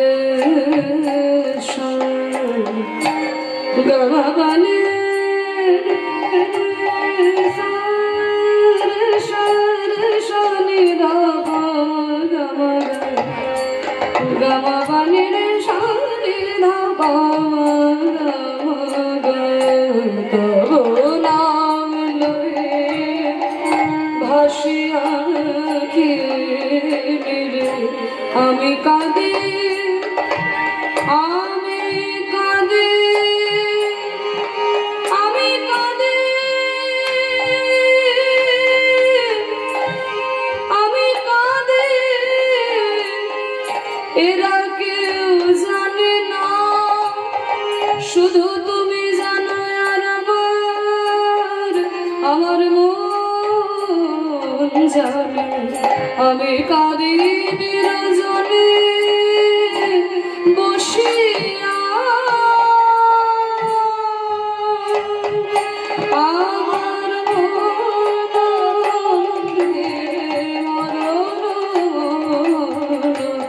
মরবে নাকি গো আসিয়া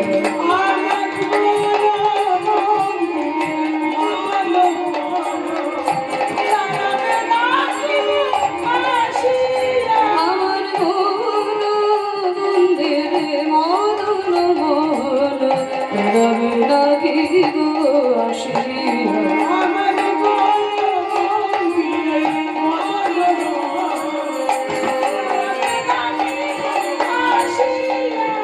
বাহ এই কবিরাজ চিকিৎসা কেন করে গো? এই যে দেখছি গান গেয়ে লোকে রোগ সারিয়ে দেবে। আচ্ছা এখানে কবিরাজ কোনটা বলতে পারে? বলে যিনি গান গাইছেন উনিই কবিরাজ গো, উনিই কবিরাজ। তা আমি ফকির মানুষ বাবা, অনেক দূর থেকে এসেছি, আমার চিকিৎসা হবে তো? আমার চিকিৎসা আগে হবে? বলে শোনো, তুমি তো বিদেশ থেকে এসেছো, তুমি জানো না এখানে যারা ফকির তাদের আগে লাইন, যারা ফকির যারা পয়সা দিতে পারে না তাদের আগে লাইন, আর যারা পয়সা দেবে তাদের পিছনে দাঁড়াতে হবে। তুমি তো ফকির, তুমি পয়সা দিতে পারবে না, তুমি আগে চিকিৎসা পাবে। দাঁড়াও, তুমি আগে সারিতে দাঁড়াও।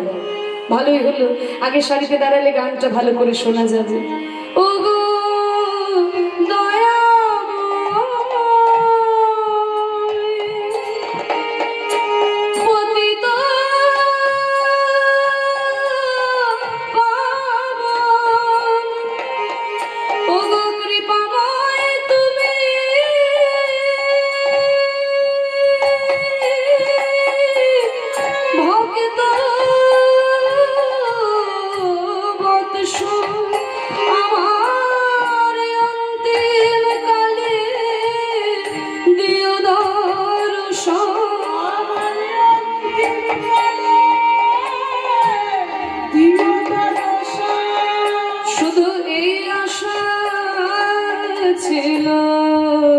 আমার মনে মনে আমার মন্দিরে মদন মন দাঁড়াবে নাকি দয়াশিয়া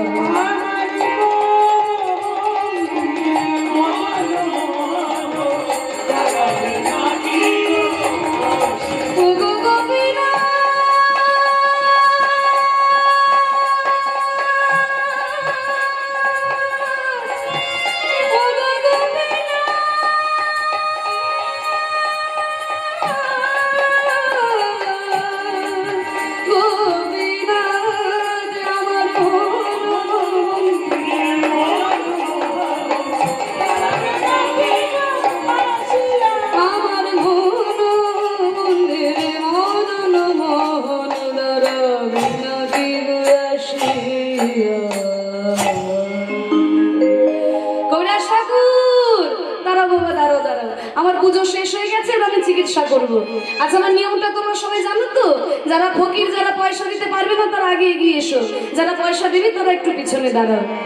নবাব তখন হুসেন ফকির বলছে, হ্যাঁ বাবা আমি আমি আমি সব থেকে বড় ফকির, এই যে আমার সারা গায়ে ছেঁড়া আলখাল্লা দেখছেন না, আমি সব থেকে বড় ফকির, আমার চিকিৎসা হবে তো?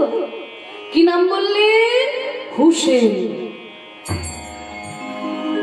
হুসেন। যাক, আমার মহাপ্রভুর দরবারে কোনো জাতির বিচার নেই, যে আসবে তারই চিকিৎসা হবে। তুমি হুসেন ফকির, তা তুমি একটা কাজ করো, এই জামাটা খুলে এই মাটি বারান্দায় শুয়ে পড়ো। কি বললে? জামাটা খুলে এই মাটি বারান্দায় শুয়ে পড়বো? এই জামা খুলে হ্যাঁ রে বাবা, বুঝতে পারছো না? জামাটা খুলে এখানে বলে মাটির বারান্দায় শোবো কবিরাজ ঠাকুর। আরে বাবা, ফকির মানুষ, রাস্তাঘাটে ঘুরে বেড়াও, একটু মাটি বারান্দায় শুতে কি হচ্ছে? তাড়াতাড়ি সব, আরো অনেক রোগী আছে আমরা। নবাব মনে মনে চিন্তা করছে, কবিরাজ এই মাটির বারান্দাতে আমাকে শুতে তো বলছো, কিন্তু রোগ যদি না সারে তোমাকে সারা জীবন আমি এই মাটির বারান্দায় শুইয়ে রেখে দেব। হে বলে নবাব যখন নিরুপায় হয়ে জামাটি খুলে মাটি বারান্দায় শুয়েছে, ছটফট করে উঠে বলছে, কবিরাজ তোমার এই মাটি বারান্দাতে কি ওষুধ দেওয়া আছে নাকি? শুতে না শুতে আমার অর্ধেক রোগ দূরে চলে গেল। তা বাবা, এখানেও রহস্য আছে। এত বড় কবিরাজ যিনি, তিনি তো হাতটা ধরেই বলে দিতে পারবেন কি রোগ হয়েছে, কিন্তু জামা খুলিয়ে শোয়ানো কেন? না, এই মাটি বারান্দায় এসেছে নিত্যানন্দ মহাপ্রভু, অদ্বৈত গদাধর শ্রীবাস পণ্ডিত, আরো কত গৌর ভক্ত। তাদের চরণ ধুলিতে এই অঙ্গনটি যেন মধুর বৃন্দাবনে পরিণত হয়েছে।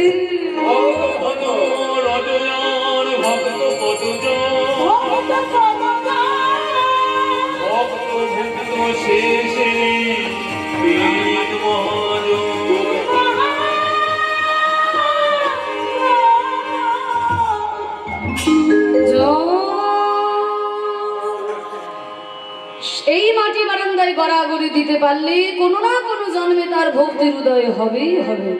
তাই জামা খুলিয়ে শোয়ানো। বাহ, আমার তো অর্ধেক রোগ সেরে গেল গো কবিরাজ। বলে, শোনো, আমার তো কবিরাজি ওষুধ লোকের মুখে দিতে গেলে এক ফোঁটা দু ফোঁটা মাটিতে পড়ে, ওইটাই বোধহয় কাজ করেছে। আসল ওষুধ এখনো দিইনি। আসল ওষুধ তোমাকে দিলে এক্ষুনি তোমার ব্যথা সেরে যাবে। আসল ওষুধটাকে এনে বলে, জয় গৌর হরি, জয় গৌর হরি। যেই না ওষুধটি খাইয়ে দিল, নবাবের এতদিনের ব্যথা এক মুহূর্তে দূরে চলে গেল। সঙ্গে সঙ্গে উঠে নবাব বলছে, কবিরাজ তুমি কি এমন কবিরাজি শিখেছো, এতদিনের ব্যথা আমার এক মুহূর্তে দূরে চলে গেল। এত বড় কবিরাজ হয়ে এই অজপাড়া গায়ে পড়ে রয়েছে, তা তো আমার সহ্য হয় না। কালই তোমাকে আমার সঙ্গে হাতিতে চড়ে রাজধানী যেতে হবে। বলে, বাবা ফকির, কে হে তুমি, তোমার সঙ্গে আমি রাজধানী যাব? তখন নবাব মনে মনে ভাবছে, আর তো আমার বলতে কোনো দোষ নেই, আর তো পরিচয় দিতে কোনো দোষ নেই, আমার তো রোগ সেরে গেছে। তখন নবাব বলল, শোনো কবিরাজ, আমি হলাম সারা বাংলার নবাব হুসেন শাহ। নবাব আপনি এসেছেন আমার কাছে? সারা রাত্রি ধ্যান করলো কবিরাজ, গৌর হরি গৌর হরি। আমি তো নবাবের চিকিৎসা চাইনি ঠাকুর, নবাবের সঙ্গে আমি গিয়ে কি করব?